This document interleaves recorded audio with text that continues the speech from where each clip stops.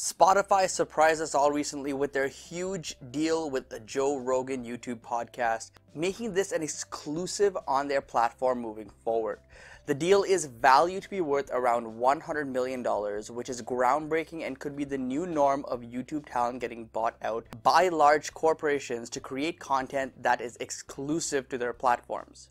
Since its bottom in March, the stock is up over 60% and it's really picked up in recent days thanks to the news around this Joe Rogan deal. So now I'm getting this question a lot from you guys, so I wanted to create this video in a timely manner. Is Spotify stock worth an investment right now?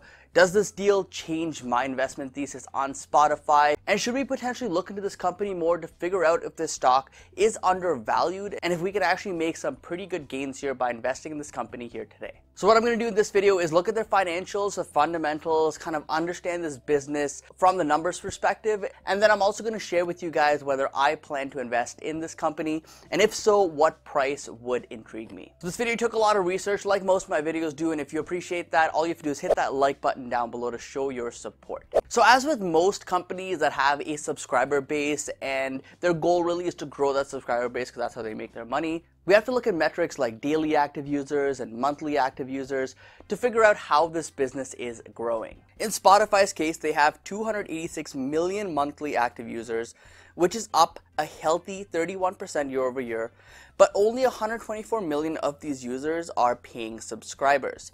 More than half of their total user base still uses the platform for free with an ad-supported version, so Spotify really needs to convince a majority of these free users to convert to paid users. Over time, otherwise their growth in terms of income will start to decelerate. And because of the global issue currently, they state in their latest earnings that their advertising spending is slowing down and that could impact their revenue. But they still overall expect other key metrics for the business to continue growing at a similar rate as before. Their revenue from premium users is still the overwhelming majority, and that was up 23% year over year. But their ad users revenue was up only 17% year over year, and we may continue to see this declining in the next quarter as well as ad spending decreases. This is all the more reason why it's so important for them right now to convert these free users to paying subscribers. Now looking at these figures, it is promising to see so much revenue from their paid users, and because they have such a large base of ad users, if they are able to convert even 25% of them to paying subscribers, it would significantly boost their income here. Gross margin stayed fairly consistent, but free cash flow was negative for the quarter, which is something we need to watch for in future quarters to see if this continues as a trend.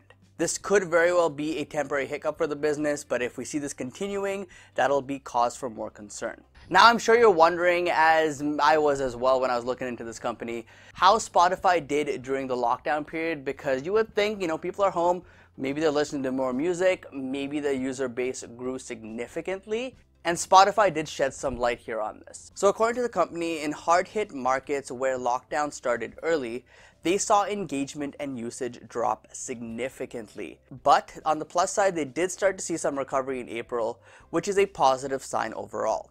This implies to me that the trend probably carried over to North America as well for April, and most likely saw some sort of meaningful recovery here in May. Now, while this sort of impact doesn't affect their revenue from paid users because those users pay regardless month after month, it will affect their revenue from ad users, as revenue here is generated from more people viewing ads. So if they see a decrease in ad spending, it's going to affect the company. Now, a positive note here was that even though general usage of the app was down, they saw an increase in paid users during the quarter. This could end up being a very good long-term win for the company, as I suspect a good chunk of those free users converted to paid users for the month to pretty much skip ads and listen to ad-free music at home. This is because it's not only more convenient, but it just makes sense if you're going to be using the platform a lot more often, maybe for some music, maybe to discover new music, maybe for some podcasts. You don't really want to have to deal with ads if that's going to be your primary source of entertainment, so paying that monthly fee may make sense, at least for the short term here during the lockdown. And I really think that the positive here for Spotify is that a lot of these users will just continue paying because they see the convenience in the premium version, and that'll be a big win for this company over time. So now that we understand how this business did here with the global issue, how it's performing, and kind of what we can expect moving forward, Let's take a look at their fundamentals here to understand this from an investment perspective. So in terms of the users, I like that they are very diversified globally. They have a fairly even split of subscribers across the globe, with majority in Europe, but North America and Latin America are not too far behind. Now, in my opinion, the part that the company really needs to focus on is growing the rest of the world segment, which should include Asia as well, as that is a massive market that they still haven't tapped into yet. Nonetheless, I believe because of the split between different countries, it has helped the company during these tough times because different countries were impacted differently and at different times. And as some got hit, others were recovering. And this has really helped them position themselves much better than some companies that were only focused on just one or two markets. So as a potential investor in this stock, their business model looks very appealing. They're a software company, a subscription company, a global content company, and these are trends that I believe will dominate over the next decade. Also, as a personal user of the platform for the last few years, I must say that before the global issue hit, I would use Spotify on a daily basis on my drives. They have virtually any song you want, new or old, and the subscription cost is worth it for me personally to have no ads at all. This is especially useful for longer drives. You can listen to podcasts or just kind of have your own playlist there with your favorite songs. And honestly, I think I get some good value here for the monthly cost that I pay. Now, really, the whole focus here around this company, especially in recent months and years, has been around their podcast section. They've really been putting a lot of effort into this, and it's kind of been behind the scenes for a while, but they do realize this could be a massive segment for them moving forward. This is why, of course, they made the big move with the Joe Rogan acquisition just recently. To me, it's pretty clear that with this acquisition of this highly successful YouTube podcast show, Spotify is focused on making podcasts a very large and hopefully successful segment of their business moving forward. As of today, 90% of their monthly active users use podcasts, but the company is seeing consumption grow by triple digits year over year.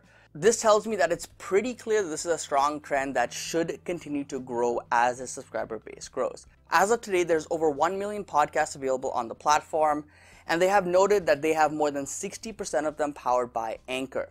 Anchor was a company that Spotify bought out about a year ago, so this shows that they saw a ton of success from this acquisition, which is, I'm sure, a big reason as to why they made the move to purchase the Joe Rogan podcast. So now that we understand where the company is trying to go to and kind of the moves that the business has really made here with their business model, let's take a look at their fundamentals, their balance sheet here to figure out what's going on behind the scenes. Their total assets currently sit around 5 billion euros because this is a European company, and it is down quarter over quarter, and their cash is also down quarter over quarter, sitting at just under 1 billion euros currently. Their goodwill increased substantially quarter over quarter from 478 million euros to 627 million euros. And you know that, in my opinion, goodwill is a negligible line item here when looking at the real asset value of a company. So I would not really include this in my calculations. On the liability side, the total liabilities is around 3 billion euros. So we have a buffer here of 5 billion euros versus the total assets, but the current liabilities is higher than the current assets at around 2.339 billion euros. This gives them a current ratio of under 1, and typically when evaluating the health of a business, we want this current ratio to be as high as possible. A 1 is a minimum that I personally look for a sustainable company, because in the short term, a lot of unexpected issues can arise, like this global issue, and that's when a lot of these companies start to fold. If their current ratio is above a 1, they're in a much stronger financial position to weather through tough storms. Now, on the plus side though, Spotify does not hold any debt, so this shows me that this is a position of strength that the business has, because they can most likely raise debt if required in the future if they get into tough financial times. So all things considered here, I would say that even though the current ratio is under a 1, I would keep note of it, but it would not really sway me away from an investment here. Okay guys, so now I have a good understanding of the business, its fundamentals, its future path. Now the question, of course, is how does this really look as an investment to me? Now as an investor, I have to look at the competition here and see what Spotify offers differently. And to be honest, I think that this space is highly competitive here for Spotify. All the giants are playing in this space, guys. Amazon, Google, Apple, and they have a lot more money to burn. So if they really wanted to, they could offer their music services at a fraction of Spotify's cost, which could in theory drive users away from Spotify and onto these other platforms. As of the end of 2019, this is how the breakdown sat with market share from each platform and each competitor, and it's clear that Spotify is the market leader currently, But if you look at the number 2 and number 3 spots, Apple Music and Amazon Music, and if we combine them, they are about the same market share as Spotify. Over the years, this gap has slowly closed down because these competitors weren't really around a few years ago. And Apple particularly is very good at keeping users in their ecosystems. So I do suspect that Apple will continue putting focus on their Apple Music platform, and that's going to help them to keep gaining more market share. Eventually, I can see Apple and Spotify neck and neck for number 1, with Amazon Music not too far behind either. If this does happen, guys, I think that it'll put a lot of pressure on Spotify. But maybe this would actually result in another giant like Microsoft or Google potentially purchasing Spotify outright. This is quite likely to happen because Spotify's market cap is currently at around $40 billion or so, and both of these companies have the cash on their balance sheet to make that acquisition if they wanted to. Google would actually make the most sense to me because you can tell they really want to play in the music space with YouTube Music, Google Music. They've kind of had a few iterations of this over the years, but none of it has really picked up any traction. And if they wanted to be the number 1 player right off the bat, an acquisition here in Spotify would help them to be a dominant force to be reckoned with. So this is going to be a very interesting space as both a consumer and an investor in the next few years, in my opinion. Just like video streaming with Netflix, competition is going to heat up significantly here in the next year or 2. But for me, just like with Netflix stock, I cannot justify the current valuation here with Spotify to put money into this as a potential investment. I absolutely love this app and this service as a consumer. I can see myself using this for a very long time unless Apple Music comes out with a more competitive pricing structure. But as an investor, it's hard to really justify this premium valuation that I believe you're paying for the stock here today. $40 billion for a company like Spotify, where their revenue is still under $10 billion and they're not really making money, is a tough pill to swallow as an investor. But at the same time here, if a 4 times premium seems low to you with their revenue to market cap, then maybe it makes sense here. If you look at Netflix, for example, this stock is actually trading at about a 10x multiple. So they're earning around $20 billion in revenue, but their market cap's around $200 billion. So investors do see a lot of potential there with that stock. So if you believe that music can be as big, if not bigger, than video streaming, then Spotify could also potentially justify that 10x valuation as well. Now, if that ends up being the case, then yes, Spotify stock is severely undervalued here today at these prices. So really, it's a very difficult decision to make here to invest in this stock. And as of right now, I'm going to sit on the sidelines. I'm going to try to understand this business better, and I'm going to see if it makes sense to really put money into Spotify, or maybe I want to put more money into Apple, because quite honestly, I do believe that Apple Music will close down the gap over the years, and we may actually see them overtake Spotify eventually. Apple has a very strong ecosystem, and I think that they will be able to convince their users to use Apple Music versus Spotify. And if that's the case, then I would rather hold Apple stock than Spotify stock. So really, it's a toss-up here, guys, between Spotify, investing in it, not investing in it. But if you guys do want to know if I do put any money into the stock, let me know in the comment section down below. I can create a video when and if I do invest in this company.